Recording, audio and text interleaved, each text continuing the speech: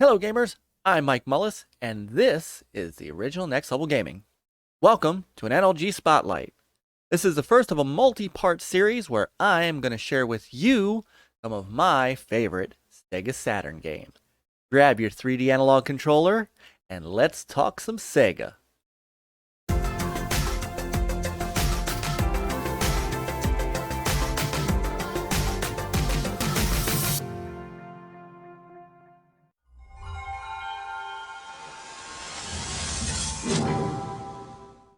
The Sega Saturn. Some proudly owned it, like me. Some completely skipped it. But one thing's for sure, the Sega Saturn is a lightning rod among Sega fans. On one hand, an underrated gem of a console, home to some outstanding titles.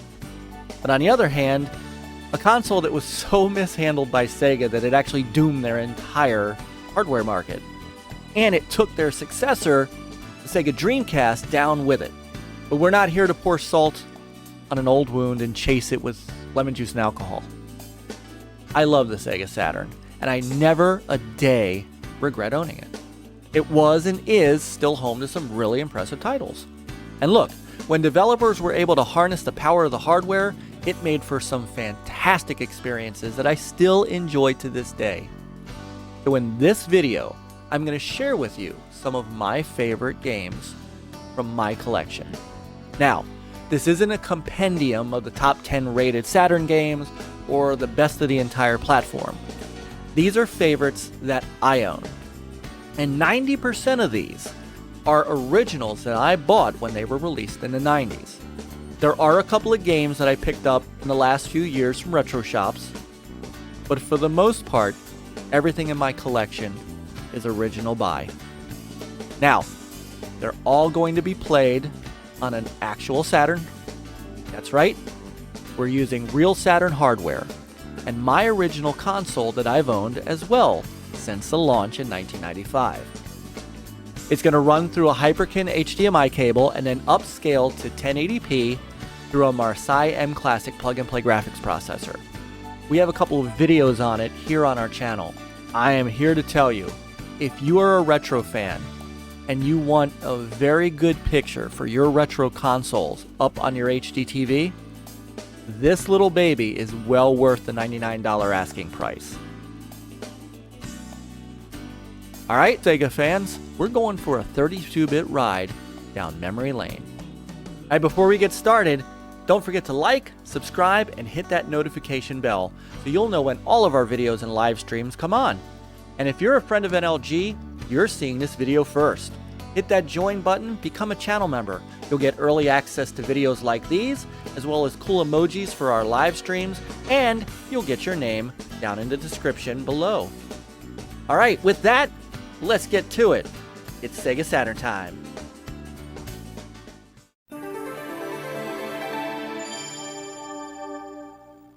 The story of Sega Saturn's great library started with its pack-in title, Virtua Fighter. Virtua Fighter remains today as my all-time favorite fighting game series. From the first time my jaw hit the floor seeing it in the arcades in all of its polygonal glory, all the way to Virtua Fighter 5 on the Xbox 360 and PS3. The arcade original was ahead of its time in 1993, being the first fighting game to feature real 3D polygon graphics. And Yu Suzuki and Sega's AM2 development studio had a real masterpiece on its hands here. And that made Sega's decision to gear the Saturn's power to concentrate on 2D over 3D more of a head-scratcher, considering they were packing this game in with the console. But I digress. Beyond the graphics, Virtua Fighter had a control scheme that I always describe as, simply complex. Rather than the 6 and 4 button games of Street Fighter and Mortal Kombat respectively, Virtua Fighter had a 3-button control scheme: punch, kick, and block. While it may sound like more simplistic control, it was actually the combinations you created with those buttons that made for some beautiful fights and wild back and forth matches. Now pair that with characters that have realistic fighting styles, and you had yourself one damn fine fighting game. Easy to pick up, challenging to master. I spent hours and quarters in the arcade working to master Pai, Lao, and Cage Maru, my 3 favorite characters in the game. I know, Sarah and Jackie Bryant get a lot of attention, But if you got good with Lao Chan, you could hold your own with any VF player out there. So naturally, I was stoked to get a home version on Sega's new console. Bringing that home and duking it out with my friends on the Saturn, that would be a very satisfying feeling. And making it the pack-in game to the Saturn made it every bit worth the $3.99 the console cost to me. Now at the time, I was very happy with what the Saturn version was able to do, despite the hardware not being as powerful as the Model 1 board the arcade was built on. I mean, really, it was as close to the arcade version as you could get, and as you can see here, a very impressive pack-in. Although the game was generally well received, there were complaints about the graphics and about how glitchy it was and things of that nature. So Sega decided in 1995 that they were going to put out a new version of the game while developing the soon-to-be-released Virtua Fighter 2 sequel that was still fresh in the arcades.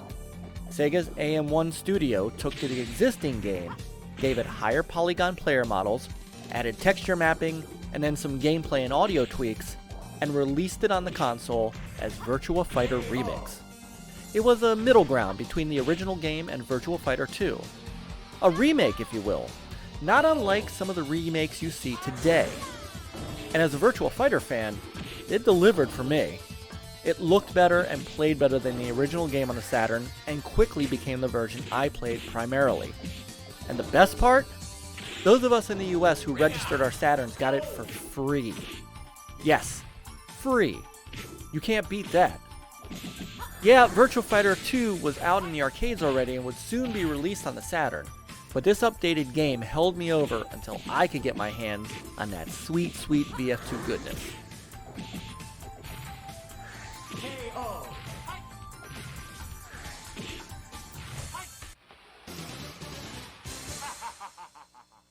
And when that sweet VF2 goodness hit the Saturn at the tail end of 1995, man did it deliver. Virtua Fighter 2 on the Saturn is quite simply, as you can see here, a stunning arcade port on a system that, if we're being honest, has no business running the game like this. Yu Suzuki and the AM2 team described developing Virtua Fighter 2 as a tough conversion, due to the differences between the Model 2 board that they used for the arcade and the Saturn, which obviously isn't as strong in the 3D polygon department. So Suzuki-san and his team developed a brand new OS for the system called the Sega Graphics Library, or SGL, which helped them to make working in the Saturn's complicated architecture easier. They also used some of the hardware capability that the Saturn does have, such as better texture mapping and the ability to put up to 16 colors on a single polygon, which is something the Model 2 arcade board actually cannot do, making the fighters in this version look almost indistinguishable from their arcade counterparts, despite having a lower overall polygon count. They even used some of the 2D power that the Saturn was built for to do the backdrops of the stages, using multi-layered parallax to simulate a 3D environment instead of using polygons like the arcade did.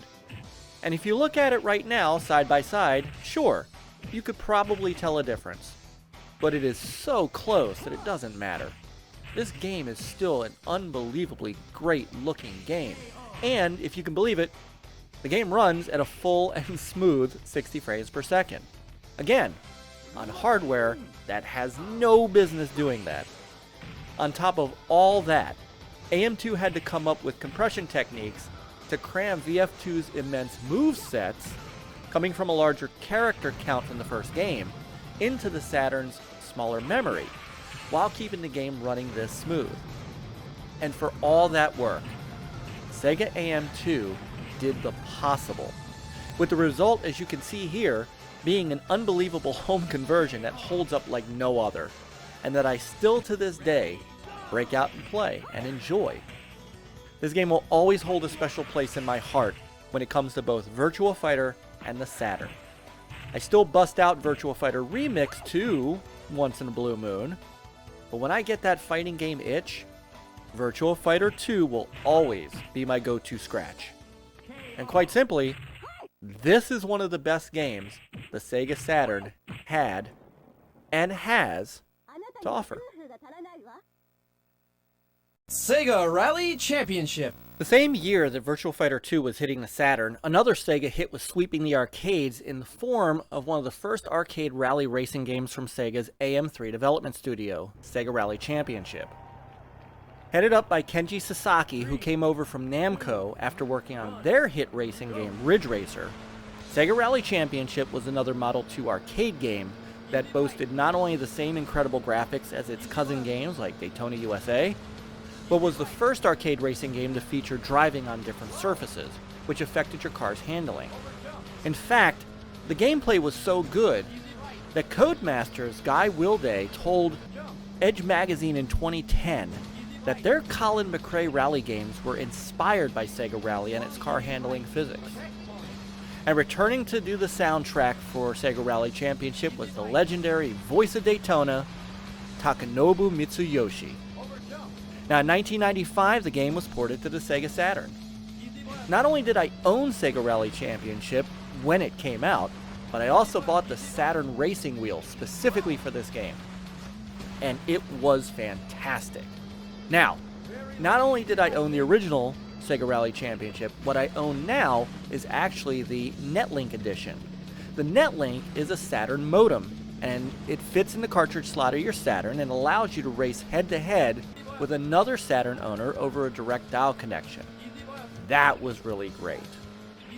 Now, interestingly enough, the Saturn version of this game was not developed by the same team at AM3 that worked on the arcade version, though it was overseen by the same designer, Tetsuya Mizuguchi. They had to rework this game from the ground up for the console, and as you can see, it does show. Because the game came out before Virtua Fighter 2, they weren't able to use AM2's Sega Graphics Library OS. And as such, the Saturn version is just not as good looking, polygon rich, or as smooth as its arcade counterpart. Now, all that said, this is still one hell of a Sega Saturn game, and one that I still play from time to time just because. The controls are tight, and despite the frame rate being half the arcade at only 30 frames per second, you never feel like Sega Rally is slow or sluggish. And let's be honest, if you don't have a modern console, there were many racing games out there that ran at 30 frames per second, even in the Xbox and PlayStation era, and they ran just fine. Sega Rally Championship does too. The Netlink edition that I have here has 3D analog controller support, so that gives this game something that the original game didn't have, and gives me the ability to drift and power around corners like a champ.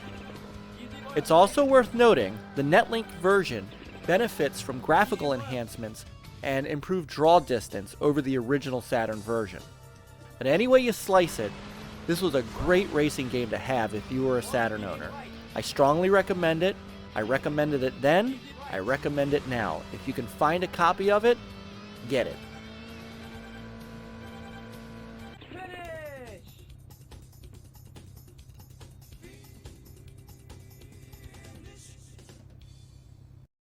No discussion of my Sega Saturn library could be complete without talking about Nights into Dreams. The creation of Sega's famed and fabled Sonic team, headed by other legendary developer Yuji Naka, Nights into Dreams is a game that actually started in concept in 1992 while the team was working on Sonic the Hedgehog 2. Wanting to spread their wings and show they were more than just the Sonic in Sonic team, after they finished Sonic & Knuckles in 1994, they got to work on designing Nights. And then in 1996, the game came to the Saturn, complete with the 3D analog controller I talked about with Sega Rally Championship, that not only worked with this game and Sega Rally, but many, many others to come.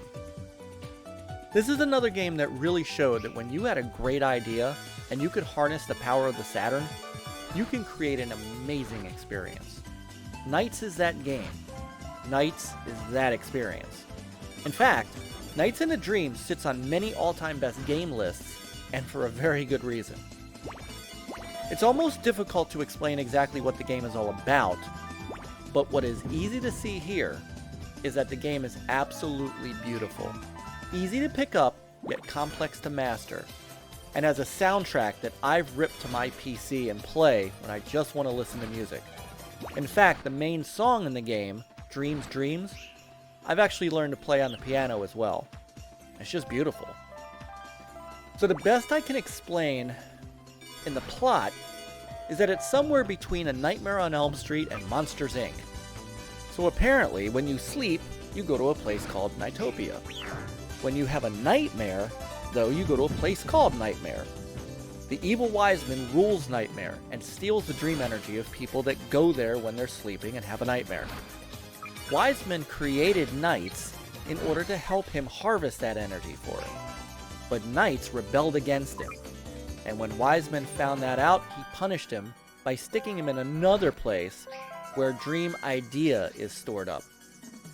So these two kids come along into Nightopia, find Knights, and free him. And then Knights helps the kid defeat Wiseman and make their way out of Nightopia. There you have it. So whether you really follow the story or not, the game itself is not just a technical marvel, but it's just crazy fun to play.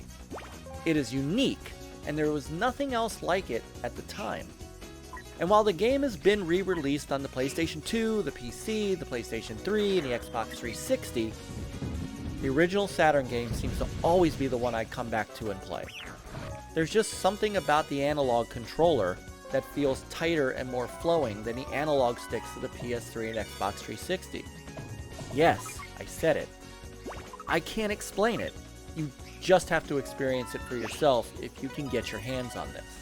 Now, I used to have a Christmas Nights edition of the game, which traded the game's textures for a more festive holiday look. It was a special edition put out by Sega just for the holiday time. Unfortunately, I traded it to someone a while back.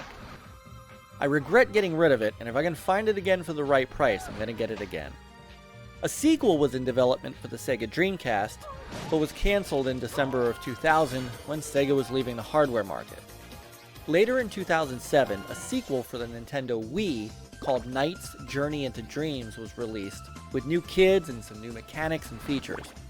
But honestly, it was simply just not as good as this original Saturn game. So if you ever have a chance and you see this game at your local retro store, on eBay, or anywhere else with the analog controller, and it's a good price, get it. You will not be disappointed. Now, something tells me if you have a Saturn, you most likely already have Knights into Dreams. And that is a very good choice. As we all know from games like Knights into Dreams, as well as many games from the arcade and Genesis, Sega was not shy back in the day with diving into the world of new and creative IPs. And that held true for this next set of games that I loved dearly as a Saturn owner, and impressed me from the moment I fired them up. I'm talking about Panzer Dragoon, one of the 6 original launch games for the surprise May release of the Saturn, developed by Sega's now defunct Team Andromeda, led by a then 25-year-old Yukio Futatsugi. It was the absolute gem of the Saturn launch lineup, and it was very easy to see why.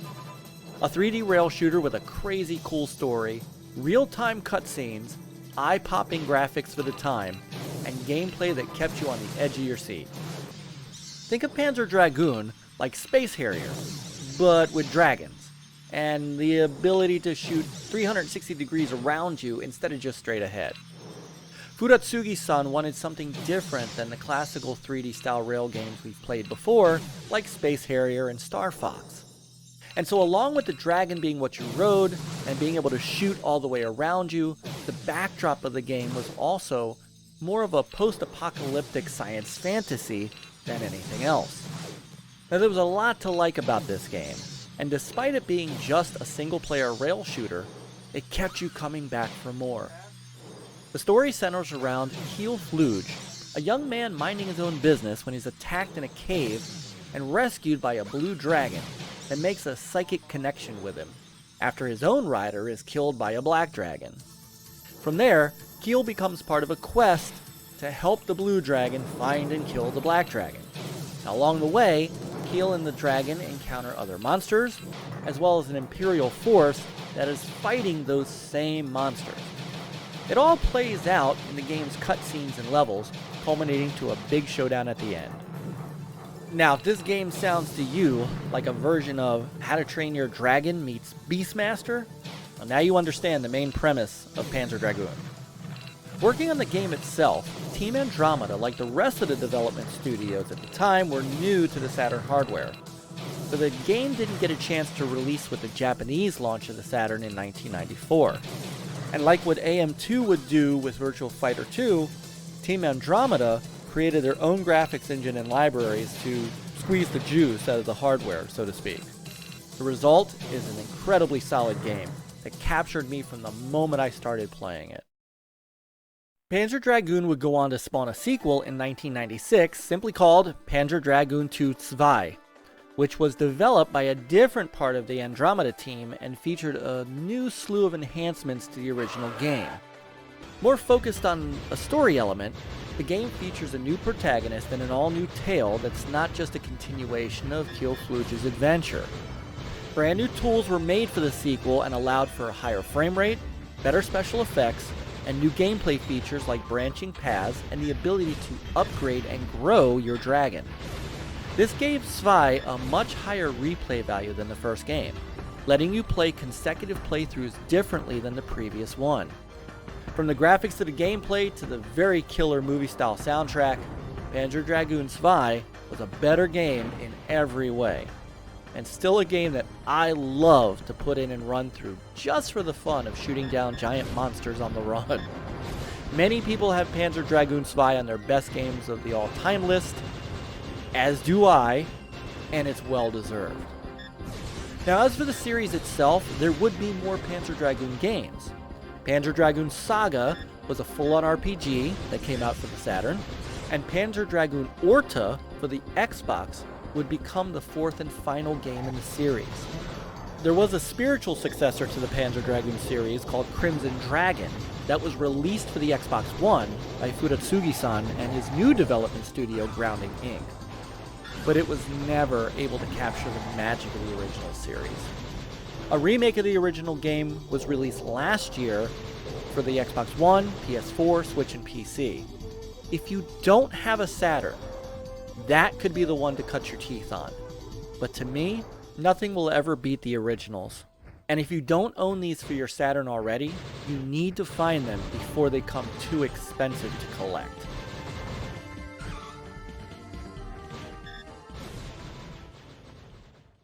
Now, I'm a big platformer guy. One of the joys of my 16-bit and early PC days was playing the dearth of 2D platformers, especially the ones that the Genesis and Sega CD had to offer. So naturally, the prospect of platformers on the Saturn had me very happy. And when the system launched with games like Clockwork Knight, I knew I had made the right choice in getting the Saturn, and my hype for the console had definitely risen. Because once again, Sega brought us a new IP with a new idea and a bit of a twist on the same old platforming genre. And now a game like Clockwork Knight was also right up the Saturn's 2D focused hardware alley, and it used pre-rendered digitized sprites made from 3D models rather than outright polygons. Think Donkey Kong Country on the SNES. This is the same concept. Now the story is something unique and cute. You are Sir Tangara de Pepperachal III, or Pepper for short, a noble but very clumsy wind-up toy soldier. You're in love with the beautiful clockwork fairy Chelsea, but everyone thinks you're just a clunky toy and they laugh at you. Now, your rival, Ginger, who is much more of the stoic, regular, button-down toy soldier, is also trying to woo her, and it's kind of winning. Now, usually, Chelsea wakes up all the toys in the room at midnight, and everything comes to life. One night, after that happens, Chelsea disappears suddenly. You and Ginger are off to find and rescue her.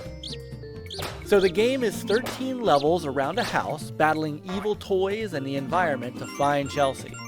And because the game doesn't have checkpoints, you have to beat each level before your time or your hit bar runs out. Pepper can defeat enemies by either jumping on them, the old-fashioned way, or using his main weapon, a key, to jab at them. His key is also used to open boxes and doors to other places. It's a very easy mechanic to get the hang of. It's just a straightforward platform game. But while there isn't that much more to it, it's exactly what I like about it. While it isn't as critically acclaimed as many of the other Saturn titles, I still really enjoy Clockwork Knight for what it is. It's a fun platformer with a slick look and some really solid gameplay. Now, Clockwork Knight 2, which I also own, is a continuation of that story, and for the most part, it's exactly the same game mechanically. There are some new hidden collectibles in the game that add to the replay value, but otherwise it's more of the same from the original. Now, do not misunderstand me. I bought the sequel because I love the first game so much, and the sequel does not disappoint at all. The graphics are absolutely stellar. It does have more hidden areas and secrets, and like its original older brother, it simply is just a fun joy to play. Now, Part 2 is a little on the expensive side to collect, but if you can get the first game, you could probably get it for about 50 bucks. If you see it at a retro store, grab it. Trust me, you won't be sorry.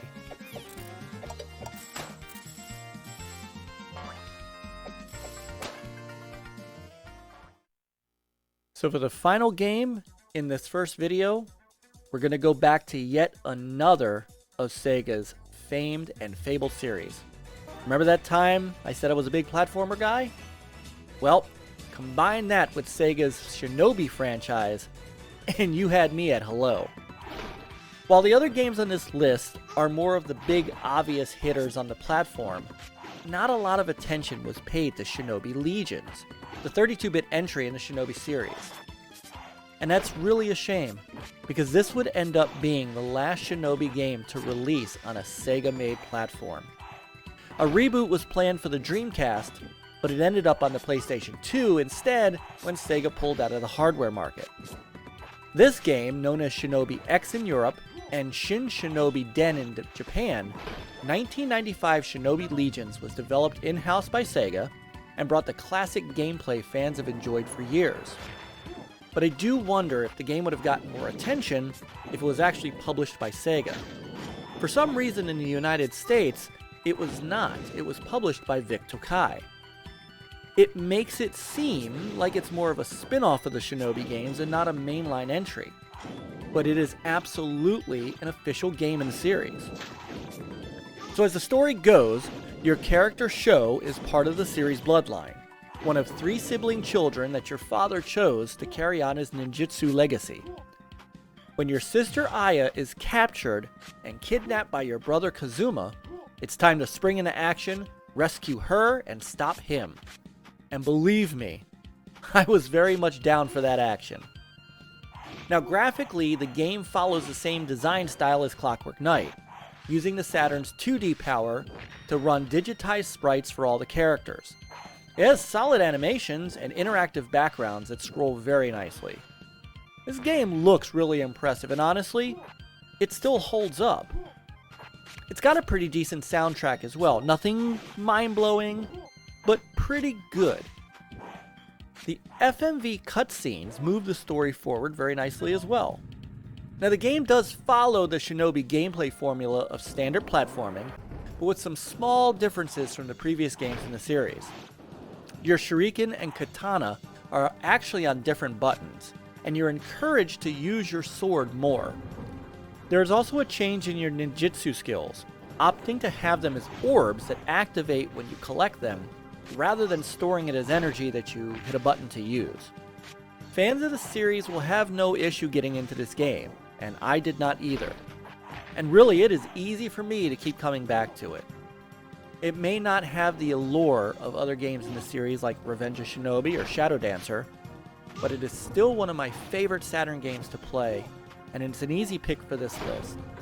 It's also one of the first games that I reach for when I want to play my Saturn.